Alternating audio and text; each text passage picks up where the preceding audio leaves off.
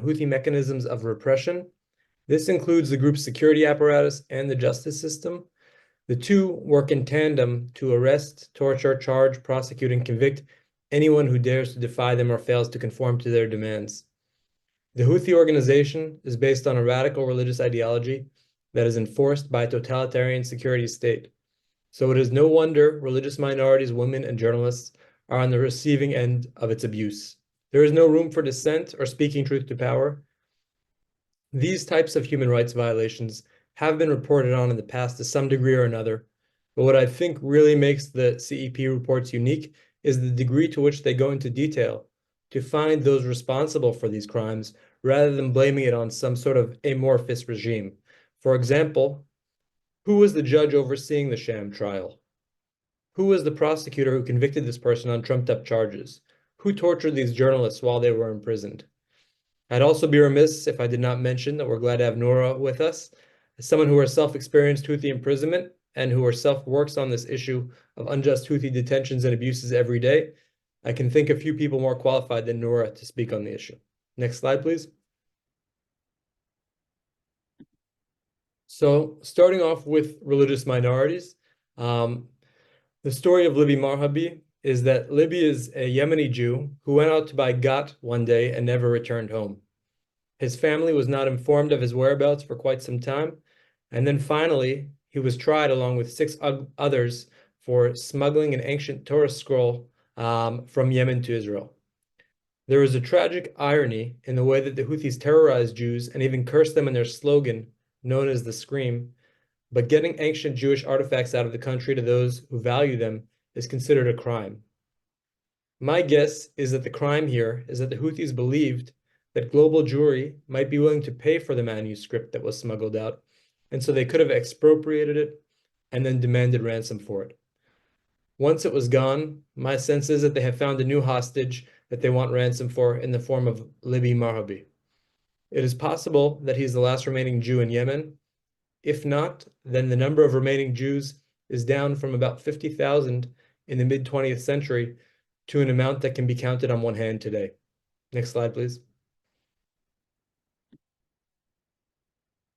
So as I mentioned, Marhabi was initially charged with the smuggling of a manuscript to Israel. 3 other members of the Jewish community were charged along with him, but they were out of the country by then, so they were just convicted in absentia.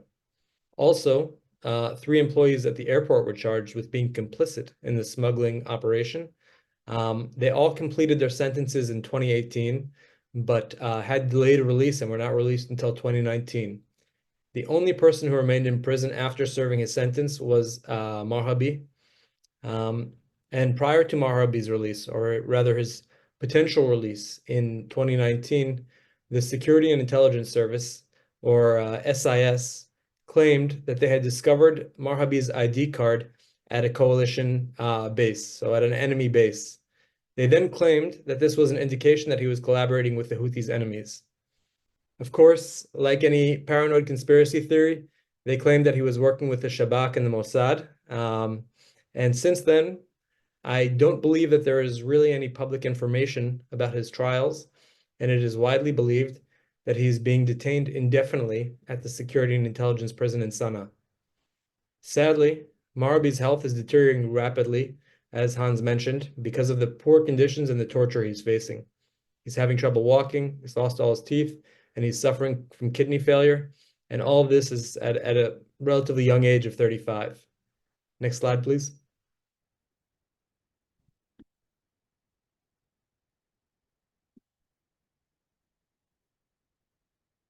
So can you, Marco, could you click on the slide once so that one of the pictures shows up? Perfect.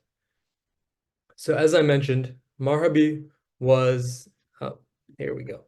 So as I mentioned, Marhabi was detained and tortured by the SIS.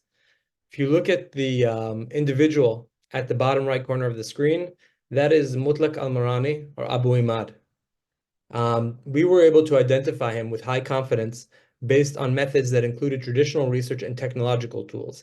This is, to my knowledge, one of the few very clear pictures that identifies him. In general, he's a pretty shadowy person because of his role in Houthi intelligence, in the Houthi intelligence apparatus. He is the individual at SIS believed to be overseeing Marhabi's detention and torture, at least since 2019, and he occupies two roles in the SIS. He is Chief of Internal Security at SIS, and he's also the Director of the SIS in Sada province. He has already been sanctioned by the US under the auspices of the Global Magnitsky Act for his egregious human rights violations. In particular, the US Department of Treasury sanctioned him for detaining and torturing humanitarian workers and for skimming off the funds dedicated to humanitarian causes in Yemen for his own personal profit. Next picture, please. So diagonal from al-Marani is Mohammed al-Dailami. Al-Dailami serves as the Houthis' Attorney General. Marhabi's lawyer approached al-Dailami to try and get Marhabi released after he completed his sentence in 2018, 2019. Al-Dailami's response to this request was, "Who would care about a Jew but another Jew?" As the man responsible for overseeing Houthi prosecutions, al-Dailami is obviously complicit in the persecution of Marhabi. Next two pictures, please. Yeah, perfect. So on the top right corner, you can see Tawfiq al-Hamiri, and in the bottom left, you can see Muhammad al-Kahum. These two were identified by the family of Marhabi as the officials responsible for scamming some of the last few Jews of Yemen into leaving. Al-Hamiri and al-Kahum promised that if the Marhabi family left Yemen, the group would release Libby, who by then was in very bad shape. Of course, Marhabi's family left, and yet Libby continues to languish in prison. Next slide, please. So women are especially vulnerable to Houthi persecution in light of Yemen's cultural nuances. Women's reputations are extremely important, so allegations of inappropriate behavior can be devastating. Of course, when the Houthis arrest women who do not support them or abide by the regulations, they charge them with crimes that destroy their reputations in Yemeni honor culture, such as prostitution. There is evidence that the Houthis do a number of these things to terrorize the women, including rape. Even the all-women Houthi forces known as the Zainabiyat have been implicated in such awful crimes. In addition, the Houthis try to flip women into spying or creating compromise on the Houthis' political enemies. This is while they are in prison. Agreeing to the Houthi scheme is a way to get released from an unjust detention in a Houthi prison, which may provide an escape from rape and other forms of torture. It has even been reported that the Houthis have created a religious doctrine to justify the rape of female detainees. Like ISIS, they claim that the Houthis, who are spiritually pure, raping those socially depraved anti-Houthis is a form of purification for the women. This is truly disturbing stuff. One of the most high-profile cases of this unlawful detention and torture of a Yemeni woman is the case of Intisar al-Hamadi, who was arrested at a Sana checkpoint years ago and remains languishing in prison until today. Next slide, please. So, much of what we know about the case of al-Hamadi is because of the release of her companion, Yusra al-Nashiri, who then spoke out about what the young women were forced to endure in Houthi detention. There is little published about this issue in Houthi media outlets. Al-Nashiri escaped out of Yemen after being released from prison for poor health and then spoke to Al-Hadath TV about efforts to flip the women and the torture they endured. The individuals who are responsible for al-Hamadi's abuse include al-Qarar and Zaid, both of which are pseudonyms. Al-Qarar was previously reported to have beat female prisoner Aisha al-Matari so mercilessly that the latter opted to commit suicide. Al-Qarar is alleged to be an individual known as Karim al-Marani, while Zaid's identity remains unknown. Next slide, please. So next we have journalists. This has been a very interesting field that has sort of developed over time in Yemen, or at least in the Houthi-controlled areas of Yemen. There are fewer and fewer cases of actual journalists being arrested and tortured by the Houthis because there are so few journalists left in northern Yemen who haven't either been co-opted by the Houthis or silenced by them. Now, after the Houthis have taken over traditional media space in the areas they control, we can see that they are now aggressively enforcing their rule on social media to prevent any dissenting opinions from getting traction.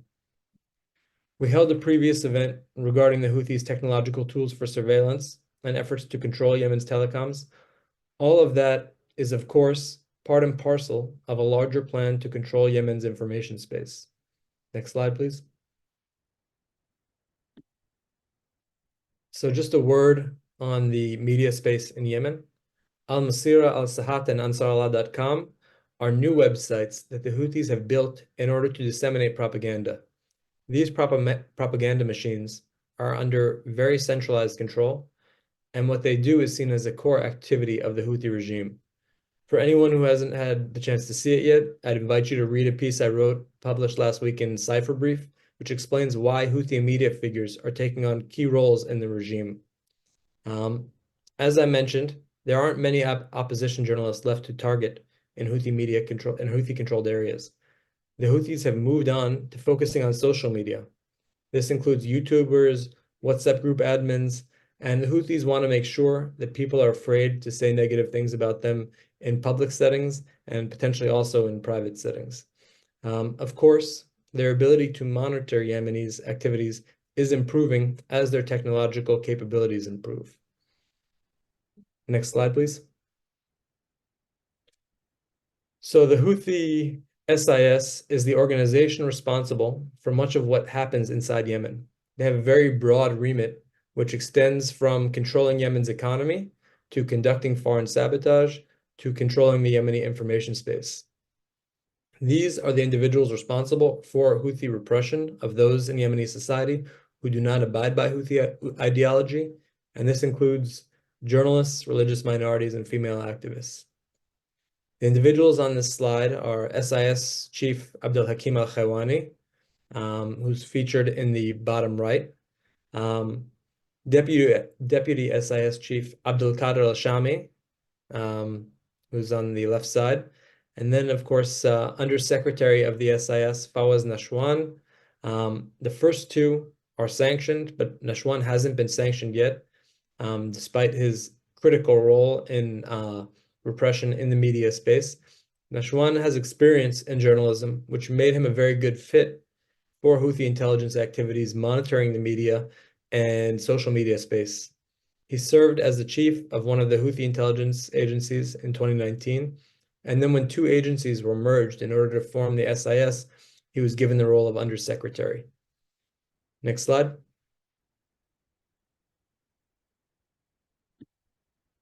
So just a word about the Houthi National Committee for Prisoners Affairs. I think this is an organization that seems to have some form of legitimacy. You can see them not infrequently meeting with international organizations as they meet for negotiations and discussions regarding prisoner exchanges. But it's important to note that this is an organization that is involved in some of the worst crimes that are taking place in Yemeni prisons. So Abdul Qadir al-Mu'tada and Morda Abu Hussein are two officials of the National Committee for Prisoner Affairs who not only lead brutal organizations responsible for torture, but according to witness testimony, participate in the torture themselves. After the recent prisoner exchange, in which several journalists were released, the journalists explained on TV that al-Mu'tada personally oversaw the torture that was so brutal that they would pass out several times in each session. Next slide, please. So finally, I want you to see, these are some of the senior officials in Houthi courts responsible for prosecuting national security-related crimes. National security-related crimes in the Houthi world are basically anything that undermined the Houthi regime or its legitimacy.